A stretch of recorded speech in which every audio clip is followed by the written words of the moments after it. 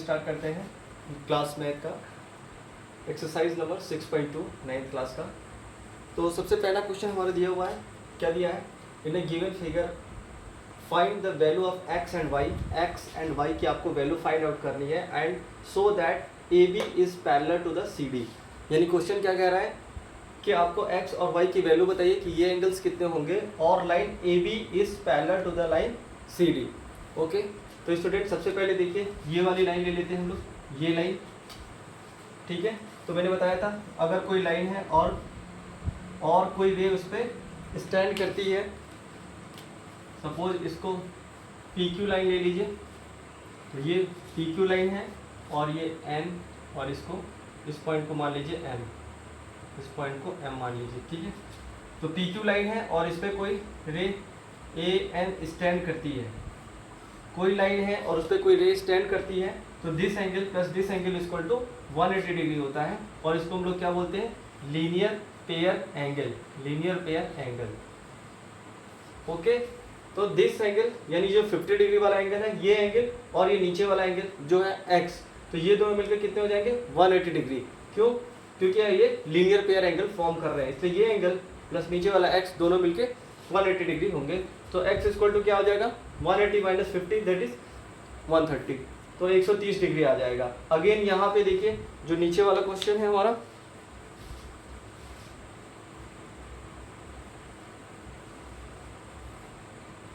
हाँ यहाँ पे देखते हैं, तो ये देखिए इस तरह की सिचुएशन है कुछ, यहाँ पे ये और ये, तो ये देखिए ये एक लाइन है और ये लाइन है।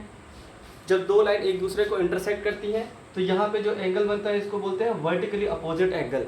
वर्टिकली ये देखिए इनको वर्टेक्स बोलते हैं, इस पोजीशन को वर्टेक्स बोलते हैं। और अपोजिट देखिए 1 इज अपोजिट टू 2, ये जो है इसके अपोजिट है, एंड 3 इज अपोजिट टू 4 और ये इसके अपोजिट है। देखिए ये वाला जो एंगल फॉर्म हो रहा है ये इसके अपोजिट है, ये इसके अपोजिट है, और ये जो एंगल है ये एंगल है ये इसके अपोजिट है। तो ये इसके अपोजिट और ये इसके अपोजिट, इसलिए इनको वर्टिकली अपोजिट एंगल कहते हैं। तो यहाँ पे दिख रहा है कि ये लाइन और ये लाइन M पॉइंट पे एक दूसरे को इंटरसेक्ट कर रही है, इसलिए ये वाला एंगल जो होगा इस एंगल के बराबर होगा। और ये एंगल कितना दिया है 130 डिग्री, इसलिए y इज इक्वल टू क्या हो जाएगा 130 डिग्री, ठीक है।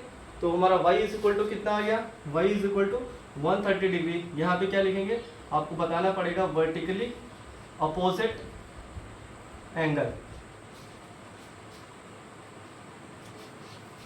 ठीक है। So y equal to 130 degree vertically opposite angle. और यहाँ पे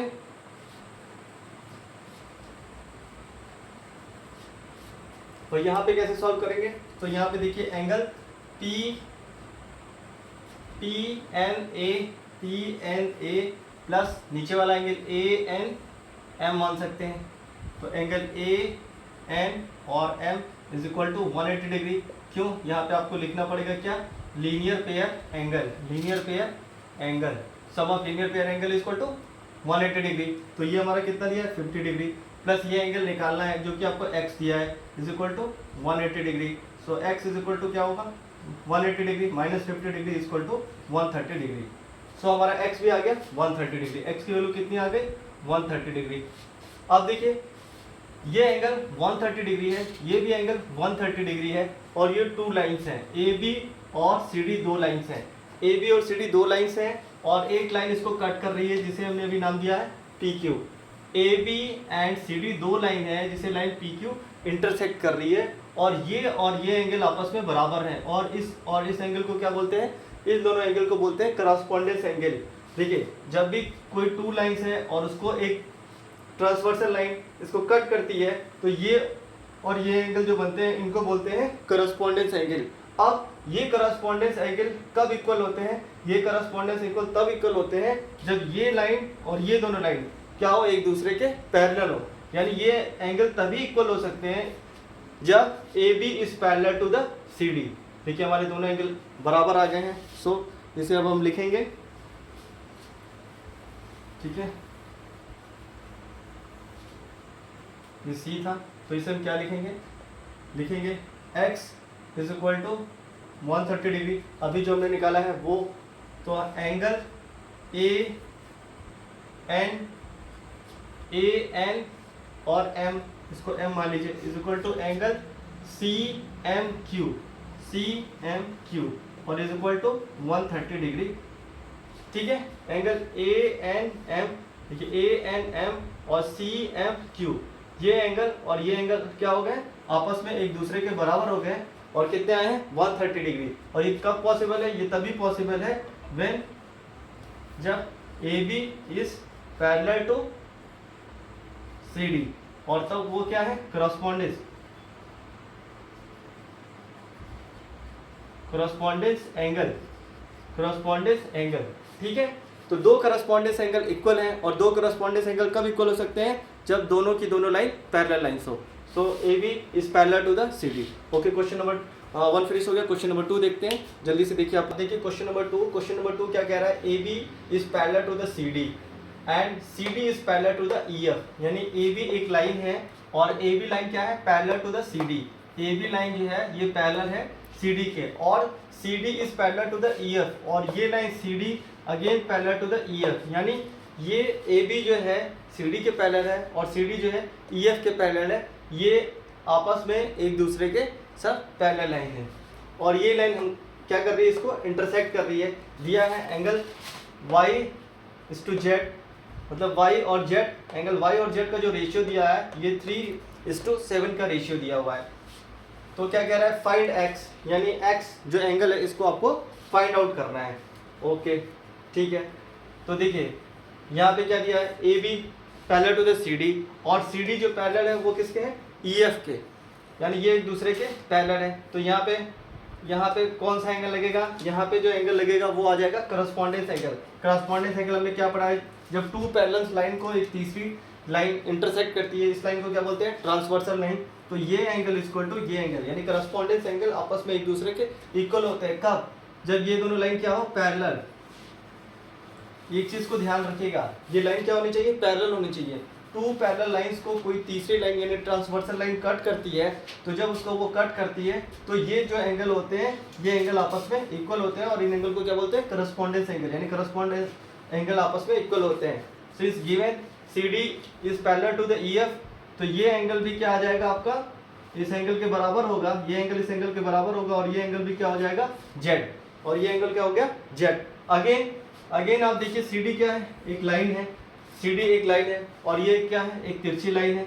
हमने फिर से पढ़ा है कि जब किसी लाइन को एक तीसरी लाइन या रे स्टैंड होती है तो यहाँ पे जो एंगल फॉर्म होता है उसको लीनियर पेयर एंगल कहते हैं, और sum of the linear pair angle equal to 180 degree, यानी angle y plus angle z equal to क्या आ जाएगा, 180 डिग्री। ठीक है, तो आइए देखते हैं इस प्रॉब्लम को हम लोग कैसे सॉल्व करेंगे। सबसे पहले तो आप क्या लिखे, सबसे पहले देखिए सिंस गिवन क्या दिया हुआ है, C D is parallel to E F. देखिए यहाँ दिया हुआ है सी डी जो है वो parallel to the E F है। सो ये जो एंगल होगा, अब यहाँ पे इसका नाम रख दीजिए, इसका नाम मान लीजिए ये एल एम एल एक लाइन है जो इसको इंटरसेक्ट करती है, एम एन और ओ पॉइंट, इस पॉइंट को एम एन ओ पॉइंट ले लिया। ठीक है, तो इसको इंटरसेक्ट करती है। तो ये वाला जो एंगल होगा, ये वाला एंगल, ठीक है, एम एन और डी, ये एंगल ले लीजिए, एम एन और डी। तो एंगल एम एन और डी इज इक्वल टू क्या हो गए, ये वाला एंगल यानी ये, ठीक है, ये एंगल क्या होगा, इस एंगल के बराबर होगा, यानी इस पॉइंट को हमने क्या लिया था, N O F, angle N O F. ठीक है, ये वाला एंगल हमारा इस एंगल के बराबर होगा जब ये लाइन इस लाइन के पैरेलल है। तो ये हमारा इसके बराबर हो गया, और बताना पड़ेगा क्यों, क्योंकि क्रॉसपॉन्डेंस एंगल, ठीक है, क्यों, क्योंकि दिया है C D is parallel to the E F. तो ये एंगल हमारा क्या आ गया, angle M N T equal to हमारा कितना आ जाएगा, M N D equal to Z, और ये हमारा आ गया Z. Again y plus Z equal to क्या होगा, 180 डिग्री। देखिए ये y है और ये z है, मैं थोड़ा साफ बना देता हूँ, फिर से साफ से बना देंगे। ठीक है, ये z आ गया और ये जेड हो गया। ठीक है, तो y plus Z equal to 180 degree. अब आपको बताना पड़ेगा क्यों, क्योंकि लीनियर पेयर एंगल है, लीनियर पेयर एंगल। ठीक है, तो y plus Z equal to 180 degree. अब क्या दिया है, जो एंगल है वो किस रेशियो में है, y/3 z इक्वल टू 3:7 के। तो यहाँ पे इसको 3k मान लीजिए, तो ये 3k प्लस उसको 7k इक्वल टू 180 डिग्री।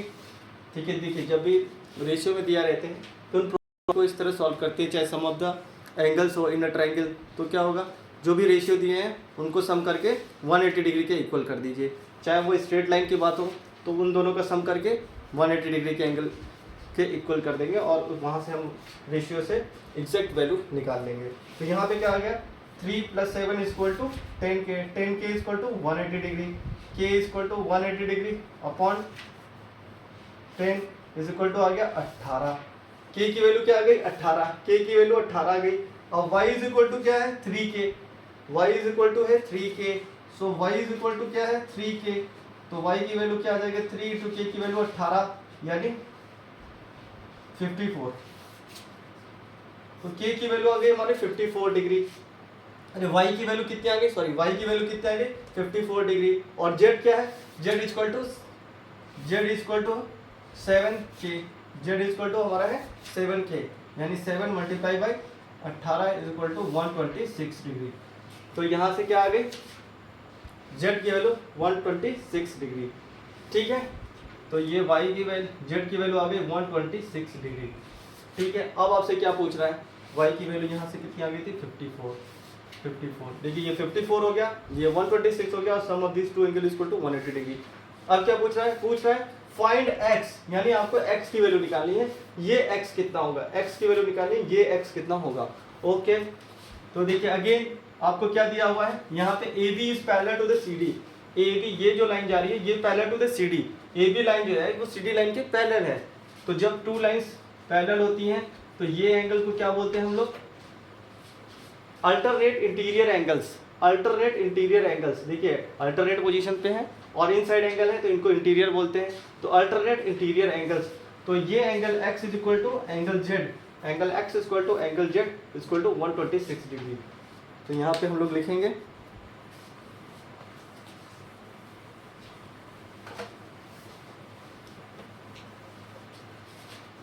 देखिए अगेन आप लिखिए गिवन क्या दिया हुआ है, AB is parallel to CD, AB line जो है CD लाइन के पैरेलल है। So angle x is equal to z, angle x जो होगी वो z के इक्वल होगी। क्यों, आपको इसका रीजन बताना पड़ेगा।